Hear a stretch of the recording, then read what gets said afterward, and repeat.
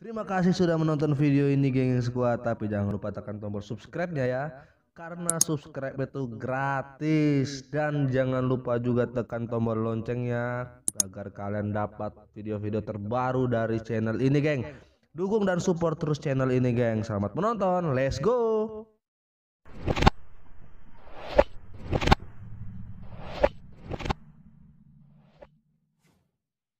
Assalamualaikum warahmatullahi wabarakatuh teman-temanku semua. Welcome back to my channel. Hari ini kita ketemu lagi di channelnya Bang Wahyu, yaitu di konten menjawab 6 pertanyaan dari geng squad yang telah bertanya di akun messengernya Bang Wahyu atau akun IG atau akun Facebook, terserah mau bertanya di mana.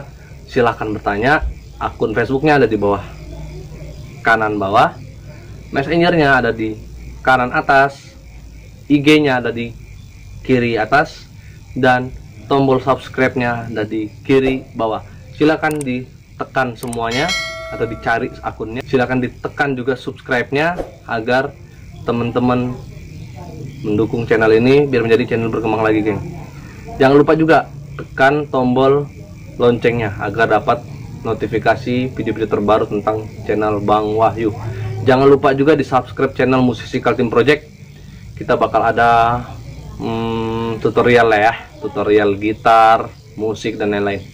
Oke, kita masuk ke pertanyaan pertama. Sebelum masuk pertanyaan pertama, Bang Wahyu pengen mengucapkan minal aidin wal faizin, mohon maaf lahir dan batin buat geng squad yang menjalankan ibadah puasa yang kemarin, walaupun telat Bang Wahyu mengucapkannya. Nah, jadi sorry sebelumnya Bang Wahyu baru bisa buat video lagi, baru bisa upload video lagi. Kemarin ada tugas relawan bahwa Bang Wahyu harus menjaga posko COVID-19, jadi Bang Wahyu standby di sana, jadi tidak ada waktu buat, istilahnya bukan gak ada waktu, nggak ada kesempatan untuk buat video. Thank you teman-teman yang sudah banyak chat, Bang mana videonya, kapan videonya. Terima kasih buat geng squad yang sudah support Bang Wahyu. Oke, jangan basa-basi, jangan buang waktu, kita masuk ke pertanyaan yang pertama. Oke geng squad, sekarang ada 6 pertanyaan yang Bang Wahyu rangkum di laptopnya Bang Wahyu. Ini ada 6 pertanyaan. Sekarang kita jawab pertanyaan dari Ari Saputra ya. Ari Saputra, pertanyaannya adalah, halo Bang Wahyu, saya mau nanya, kenapa subscribernya nggak dikasih lihat Bang? Dan Bang Wahyu nggak capek kah ke YouTube Bang? Mending berhenti dan cari hobi baru Bang. Makasih Bang. Oke, buat Ari Saputra, terima kasih sudah perhatian sama saya. Pertanyaan, jadi ini ada 2 pertanyaan ya. Kenapa subscribernya nggak ditimbulkan, dan yang kedua, nggak capek kah Bang nge-YouTube? Oke, jadi buat yang pertama, kenapa subscribernya nggak dikasih lihat Bang? Kenapa jumlah subscriber di channel Bang Wahyu ini nggak gua kasih lihat? Alasannya, gua buat konten atau buat video itu buat kalian geng squad semua. Saya buat kontennya buat kalian, saya bukan mengincar subscriber ya. Apalagi ya mungkin katanya orang sih, munafik weh Bang Wahyu kalau nggak ngincar subscriber ya, ya kan, benar. Tapi tujuan utamanya bukan di subscriber ya, tujuan utamanya bukan di subscriber, tapi tujuan utamanya adalah di hobi dan hiburan dan pengetahuan tentang geng-geng squad yang pengen mengetahui tentang kepribadian Bang Wahyu, organisasi Bang Wahyu, dan semuanya pokoknya, kecuali tentang percintaannya. Itu privasi masalahnya bro. Oke, kenapa subscribernya nggak dikasih lihat tadi itu? Karena Bang Wahyu nggak mengutamakan subscriber, tapi yang Bang Wahyu mengutamakan adalah menjalankan hobi. Yang kedua, memberikan hiburan buat geng squad. Habis itu adalah pertanyaan, dan Bang Wahyu nggak capek kah Bang nge-YouTube Bang? Mending berhenti dan cari hobi baru Bang.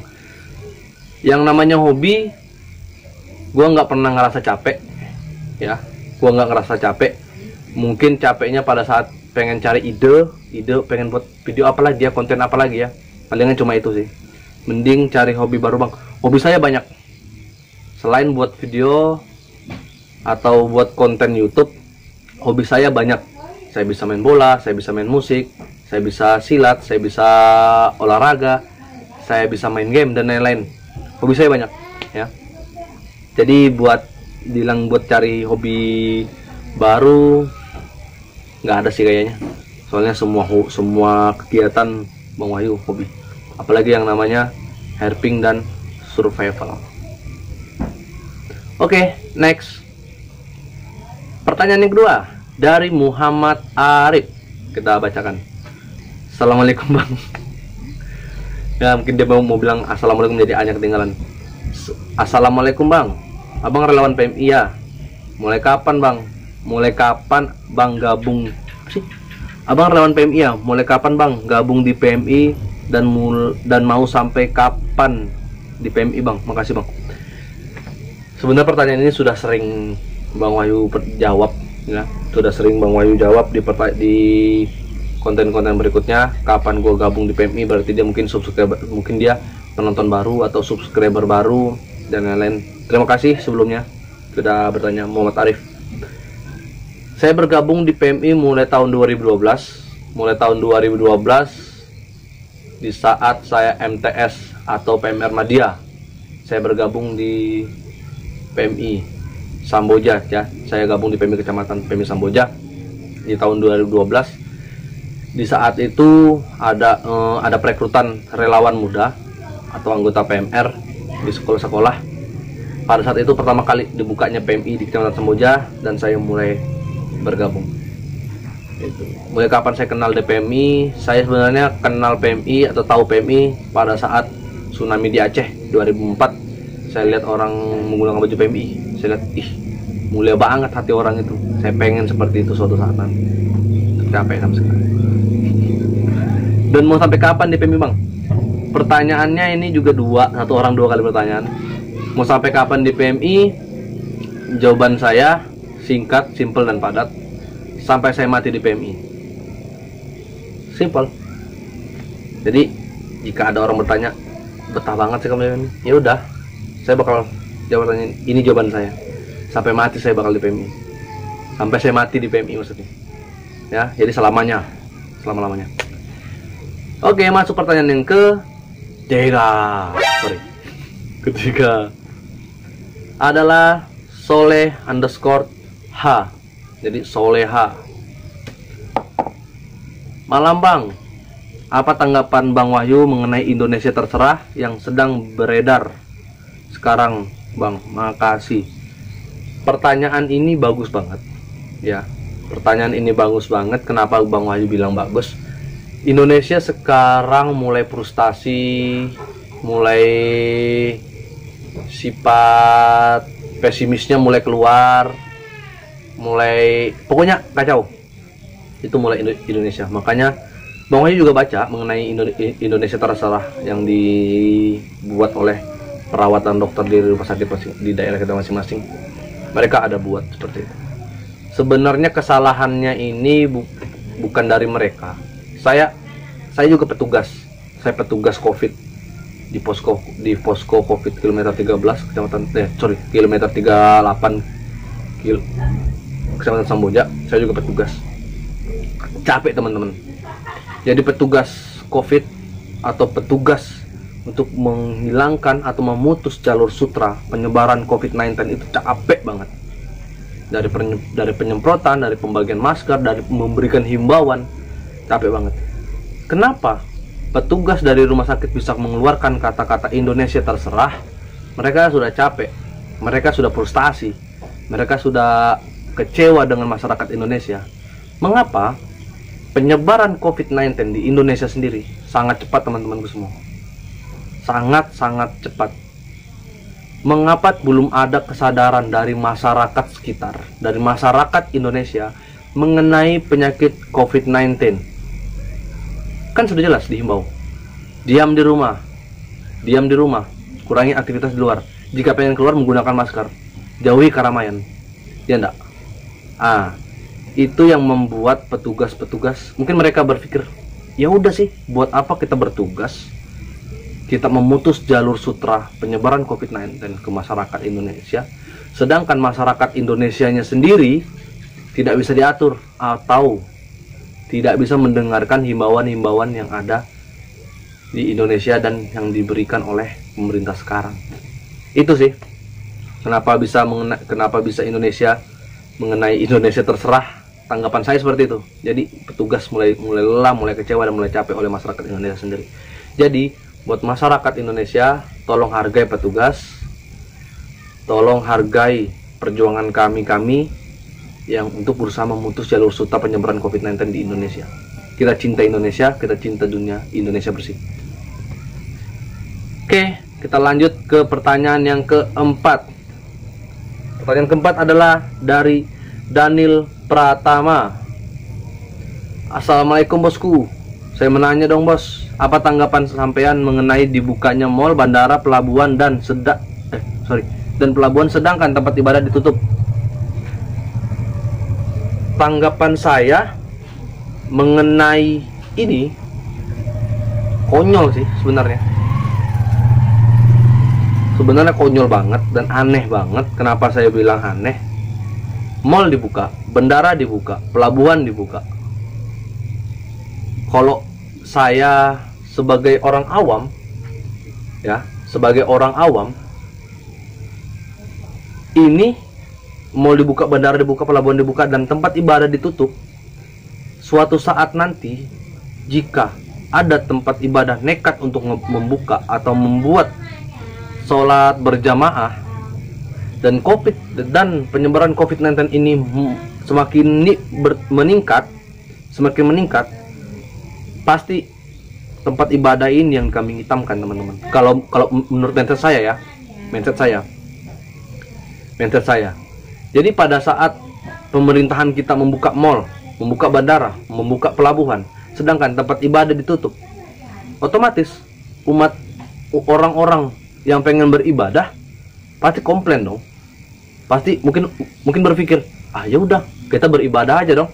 Ngapain juga kita ngikutin anjuran pemerintah, sedangkan mal dibukanya, bandara dibuka, pelabuhan dibuka, sedangkan tempat berkumpulnya masyarakat atau orang-orang yang paling banyak itu adalah di mal, bandara, dan di pelabuhan. Karena kenapa? Ini setiap saat pasti ada, nggak pernah kosong, ya kan? 3 tempat ini selalu ada, sedangkan tempat ibadah cuma waktu-waktu tertentu. Nah, tapi yang saya maksud di kambing hitamkan, kan ini kan sudah jelas nih, mall dibuka, bandara dibuka, pelabuhan dibuka, otomatis welcome, ya kan? Welcome. Nggak mungkin ada yang mau disalahkan. Pemerintahan mall kah, bandara kah, pelabuhan kah, nggak mungkin bisa disalahkan.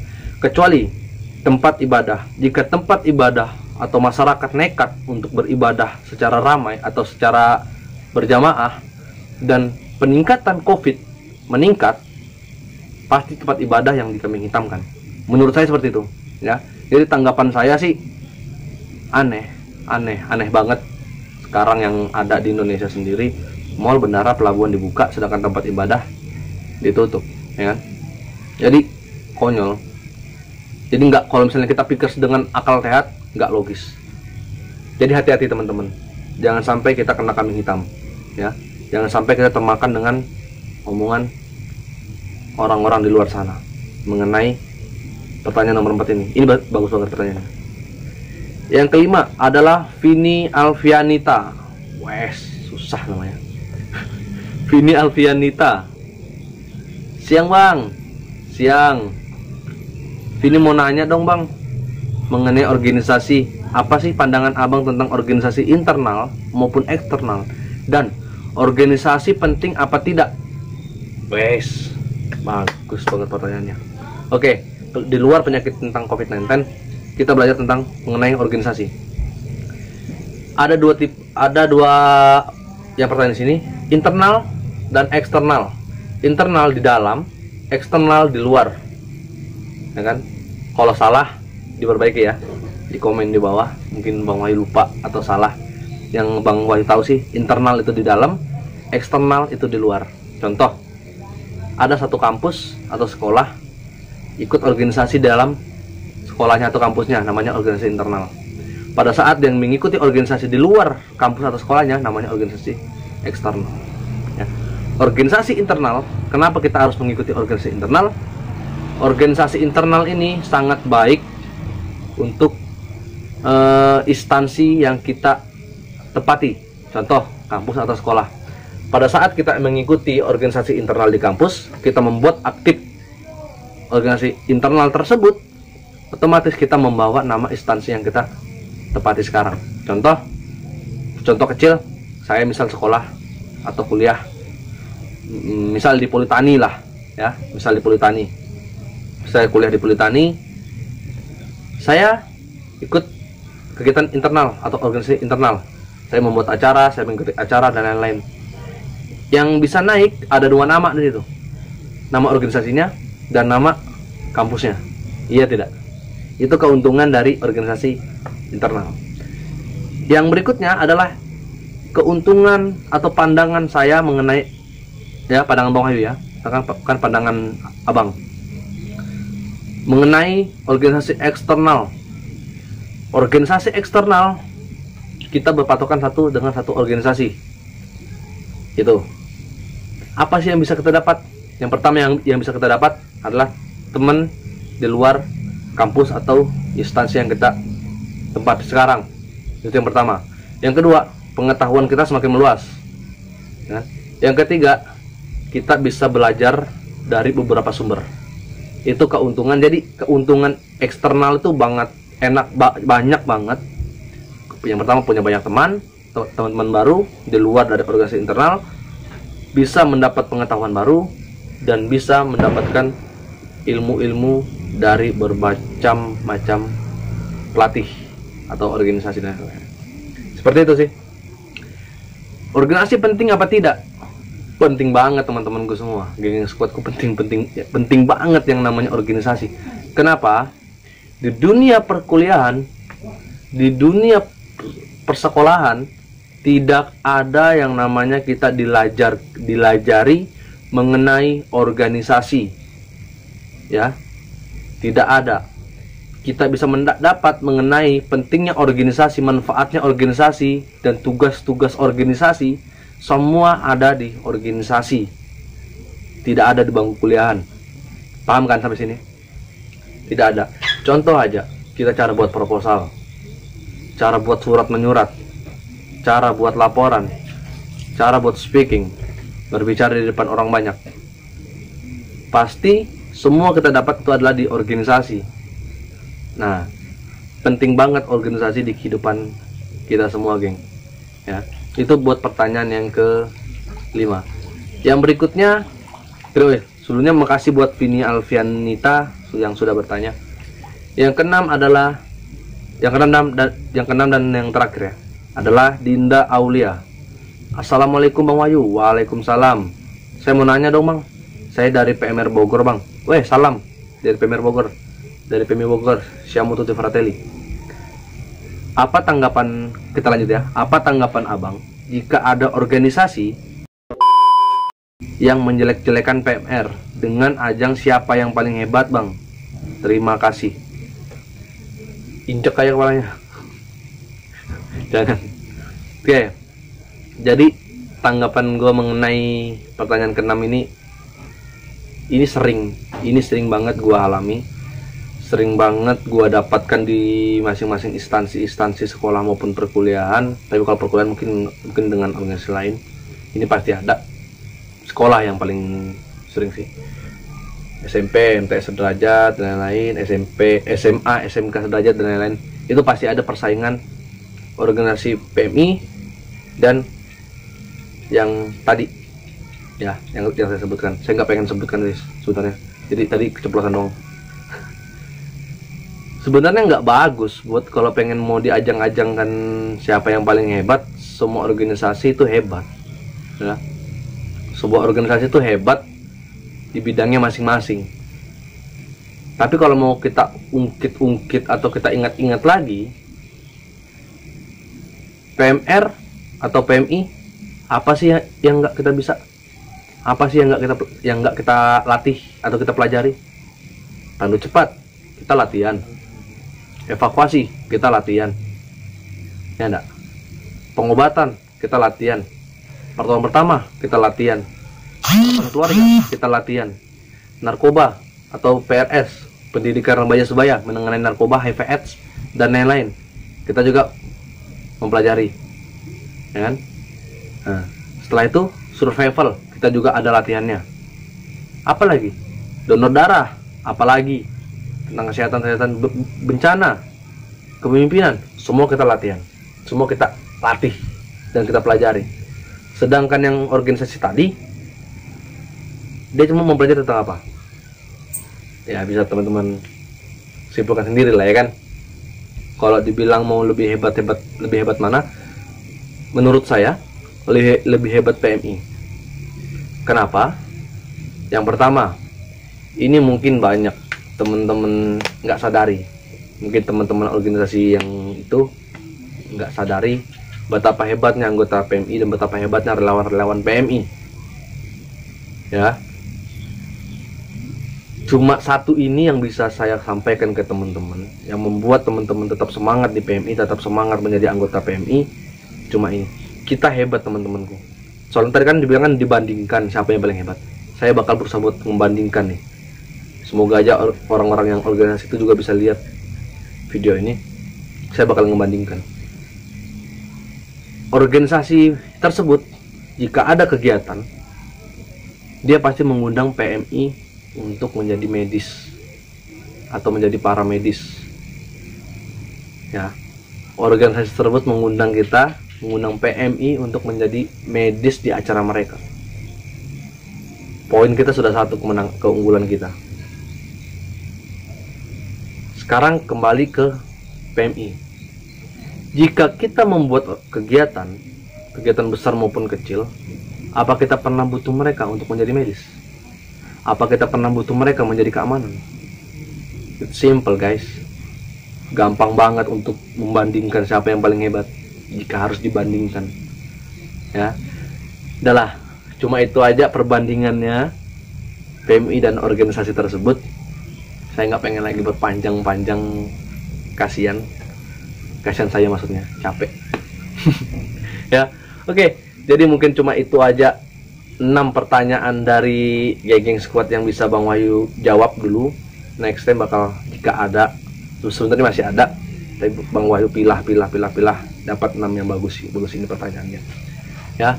Jadi buat Geng Squad yang pengen bertanya, silakan bertanya di akun Facebook Bang Wahyu di kanan bawah, akun messengernya Bang Wahyu di kanan atas, akun IG di kiri atas, dan jangan lupa tekan tombol subscribe di kiri bawah. Jangan lupa tinggalkan tombol like dan tekan juga yang paling penting nih, penting banget, jangan lupa tekan tombol lonceng notifikasi, ya kan?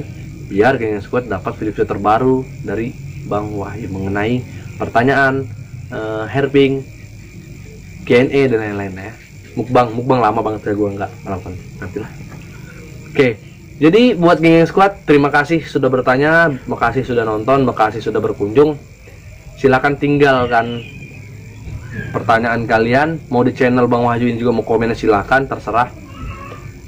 Bang Wahyu pengen lihat dari 6 pertanyaan ini, teman-teman suka pertanyaan dari siapa? Nomor 1 pertanyaan dari Ari Saputra, nomor 2 pertanyaan dari Muhammad Arif, nomor 3 pertanyaan dari Solehah, nomor 4 pertanyaan dari Daniel Pertama, nomor 5 pertanyaan dari Vini Alfianita, nomor 6 pertanyaan dari Dinda Aulia. Jangan lupa di komen, jangan lupa dijawab atau dipilih pertanyaan mana yang paling menarik. Bang Wahyu tunggu. Thanks for watching, bye bye.